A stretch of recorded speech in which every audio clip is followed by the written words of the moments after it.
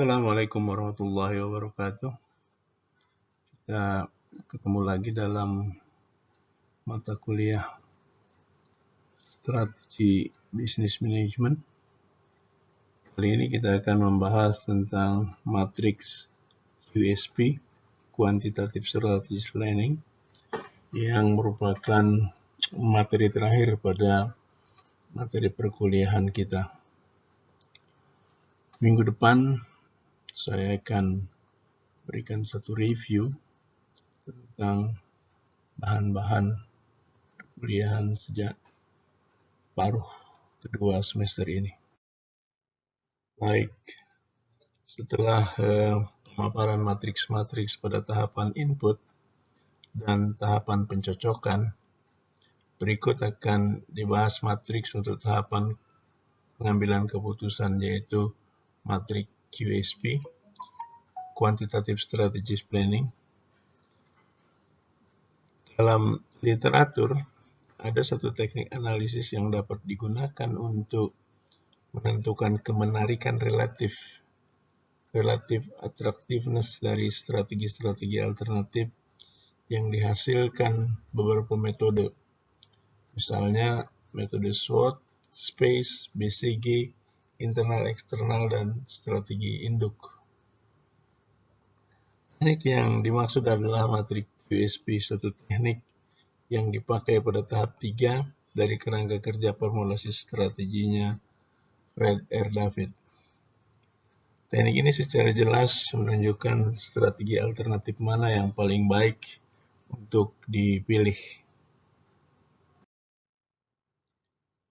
Matriks QSP adalah alat yang direkomendasikan untuk para ahli strategi dalam melakukan evaluasi pilihan strategi alternatif secara objektif berdasarkan key success factor internal eksternal yang telah diidentifikasi sebelumnya. Secara konseptual, tujuan matriks QSP adalah menetapkan kemenarikan relatif atau relative attractiveness dari strategi-strategi yang bervariasi berdasarkan hasil analisis SWOT, SPACE, BCG, internal eksternal, dan strategi induk untuk menentukan strategi yang paling tepat dalam implementasinya. Seperti alat analisis lainnya untuk formulasi strategi, matriks QSP juga membutuhkan intuitive judgment yang baik. Ini adalah bentuk dari matriks QSP, di mana kolom sebelah kiri dari matriks QSP terdiri atas key success factor, hasil analisis matriks internal factor evaluation dan external factor evaluation yang dilakukan pada tahap atau merupakan hasil dari tahap input. Barisan atas terdiri atas alternatif strategi, hasil dari analisis matriks SWOT, SPACE, BCG, internal eksternal, dan strategi induk, hasil dari tahap pencocokan. Nah, kolom bobot adalah kemenarikan setiap faktor dalam matriks EFE dan matriks IFE. Langkah pengembangan matriks QSP.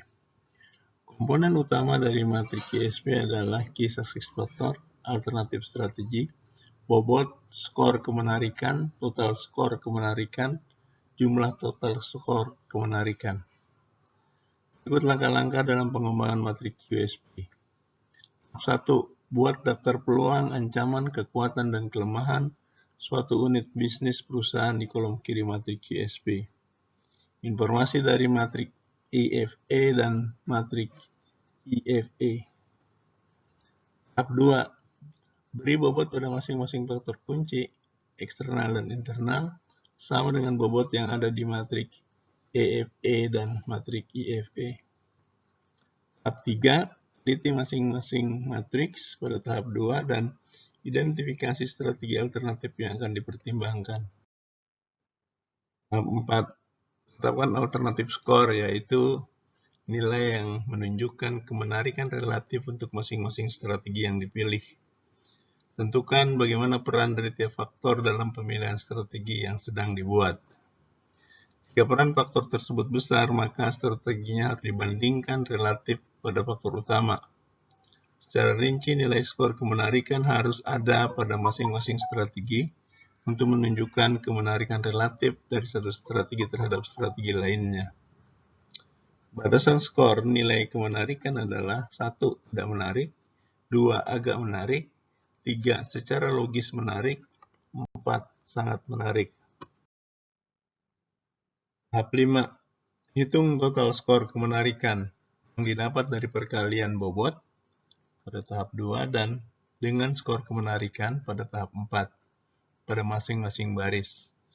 Total skor kemenarikan menunjukkan kemenarikan relatif dari masing-masing strategi alternatif. Tahap 6. Hitung jumlah total skor kemenarikan dengan menjumlahkan semua total skor kemenarikan pada masing-masing kolom matrik QSP. Nilai total skor kemenarikan tertinggi dari semua alternatif strategi yang dianalisis menjadi pilihan utama. Nilai tas terendah bukan pilihan. Teladan, ini daftar isian skor kemenarikan dari faktor eksternal, peluang ancaman, paling tinggi 4, paling rendah 1. Ini sambungan dari daftar isian skor kemenarikan. Ini untuk faktor internal, kekuatan, dan kelemahan. Baik, pada tahap pencocokan, kita hasilkan beberapa strategi dari berbagai matriks yang kita gunakan. Misalnya pada matriks space, ketemu strategi agresif, pada matrik BCG ketemu strategi pertumbuhan intensif, pada matriks atau dari matrik internal eksternal kita temukan atau kita peroleh rekomendasi tentang strategi grow and build. Pada hasil analisis strategi induk misalnya direkomendasikan 3 strategi.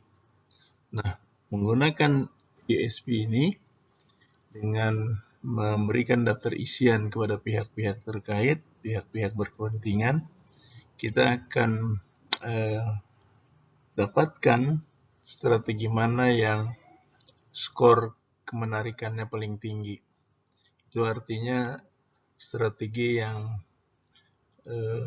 dapat diimplementasikan berdasarkan kemenarikan dari komponen-komponen yang diisikan.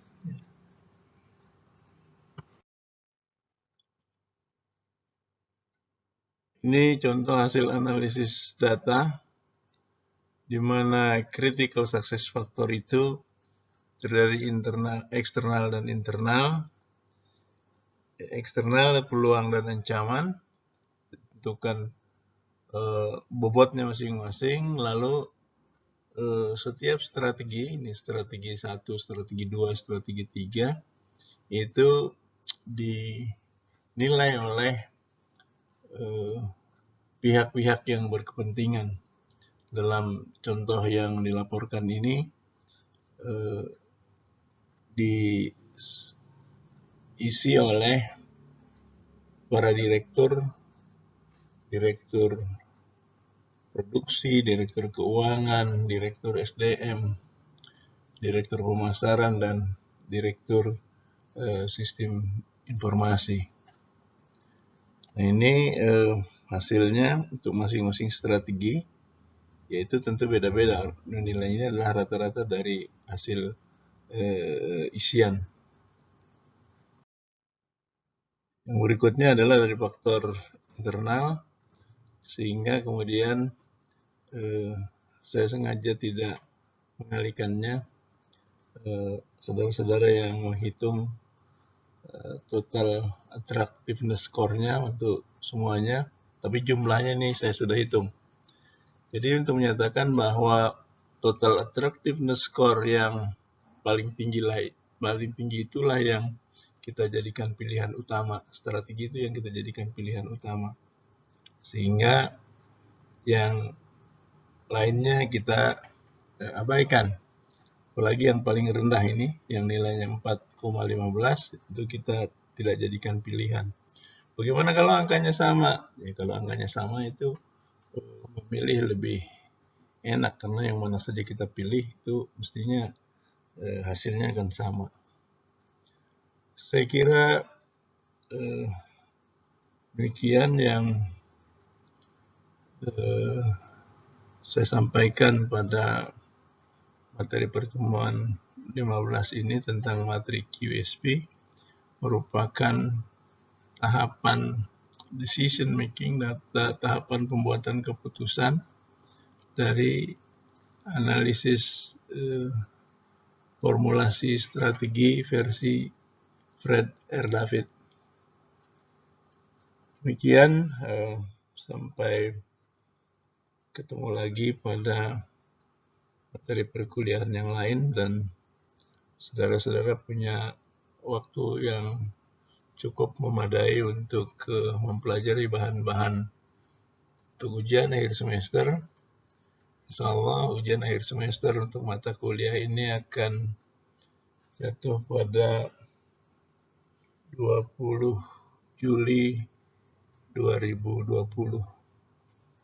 Sebelumnya kita akan satu kali pertemuan untuk review materi dan juga untuk memberi kesempatan pada saudara-saudara untuk mengajukan pertanyaan jika masih ada pertanyaan-pertanyaan atau jika masih ada hal-hal yang kurang jelas.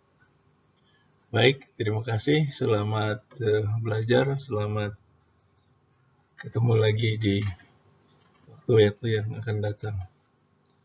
Terima kasih. Assalamualaikum warahmatullahi wabarakatuh.